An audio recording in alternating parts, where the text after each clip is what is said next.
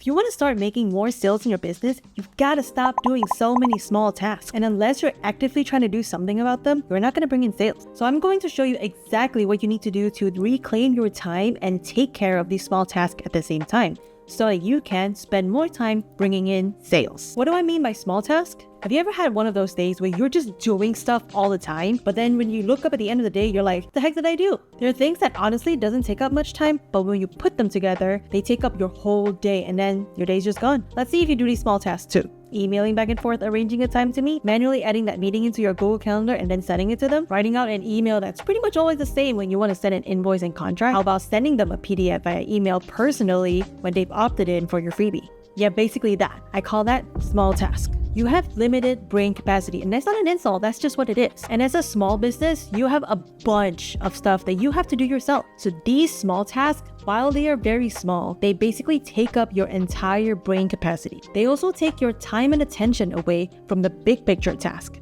aka the money-making task, because no clients, no business. So you need to be spending your precious time finding clients, either social media stuff or your strategic networking. Basically, choose your weapon. At this point, I know you're probably thinking like, yeah, this small task needs to be done. I can't hire them out. It's not like I cannot not do them. Like, they need to be done. And yes, I agree. And that's when automation comes in. So if a task has a predicted start and a predicted flow, it can be automated. And by predictable flow of the starting point, for example, number one, if a client agrees to work with you, the flow would be you need to send them an invoicing contract or like a checkout. And then number two, like if someone wants to hop on a call with you, then the predictable flow would be you schedule a time with them. Or like number three in the example, your client paid for a service as a starting point, and the predictable flow would be you start onboarding them by telling them what their next steps are. Even if you feel like you do different things for different clients, you can actually pattern it down to a start and a flow. So if you're a small business, here are some things you can do to figure out if some things in your business can be automated.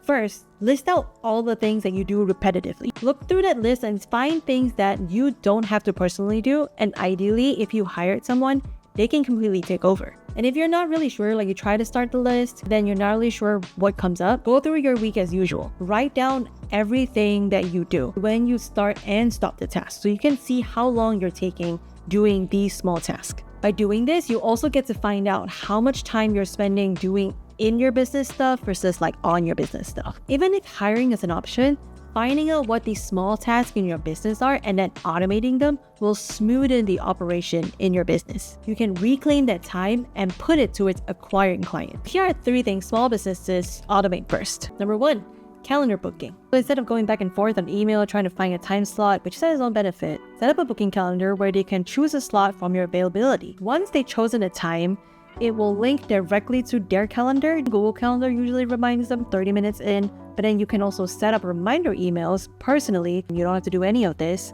You can say 1 day before, remind them to hop on a call. And then 15 minutes before the call, you'll remind them again. If that's too many, I would say just do like the day before and then like 1 hour before. And also the good thing is your calendar won't book 2 people on the same slot. For example, if you're manually booking someone in, you tell client A, hey, do you have time 10:15 a.m.? And then you have to tell client B, you can't tell them 10:15 a.m. You have to tell them maybe 11:30. But then client A doesn't take up that 10:30. Now you're like, oh, it's free. I could have told client B that or client C that time. You don't have to remember like what time you gave to who to kind of book in your calls. Number 2, lead generation opt-in to deliver freebies. So usually when you first start out, and a lot of clients of mine used to do this before they start working with me, you would say share a freebie on social media and then to say, hey, comment or DM me if you would like to get a copy of it. And then when someone comments or DM you and then you go to your email and then you like personally email it to them. But again, remember, these are small tasks. Imagine you're in a good flow and then somebody boom emails you and then you're like, oh, gotta send this over. Stop your task, send it over, and then go back to your task. Multiply by like 10 people, that's a lot. Instead of this, you can build a lead gen funnel so that people can just give their first name, last name, email. The email that sends the resource to them goes out automatically the moment they submit the form. And I'm sure you see like the more advanced version of this. So like on Instagram, comment below if you want to comment keyword, and then you comment and then boom, they automatically be like, hey, in your DMs, right? Like, hey, I heard you want this, here's the link. You can using ManyChat or default GHL or FG funnels also can do this, but you still need to get the basic in, which is getting a lead generation funnel built. Number 3, invoicing and contract sending. So some of the things that usually happens when you make a sale is you need to open your invoicing software, create the invoice, make sure it's all the terms that works for them, maybe add their name, the rate that they're agreeable with. And that whole process probably takes you about an hour plus. But the thing is, it doesn't even have to take that long. The invoicing part, contracting part, emailing part, all have repeated things that you can reuse over and over again.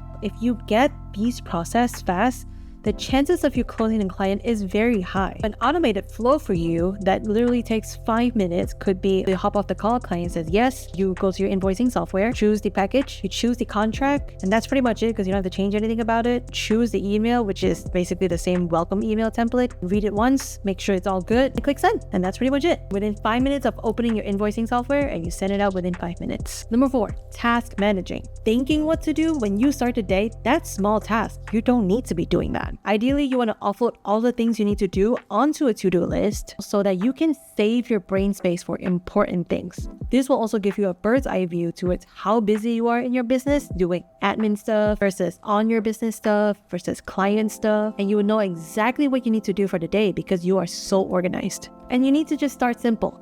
Like in all my years of working with clients, when they start too complicated, they end up not using it because they're like, I don't want to do it wrong. So then they just don't use it. Versus client who just have it a very simple system and then they can build it up as they go. But if I were to start all over again and once start automating my business, the first thing I would do is actually start with automating my calendar. And I'm going to show you in the next video, this one thing you need to have in your booking calendar so that you're generating 200% more leads than just a regular booking calendar. Let's go.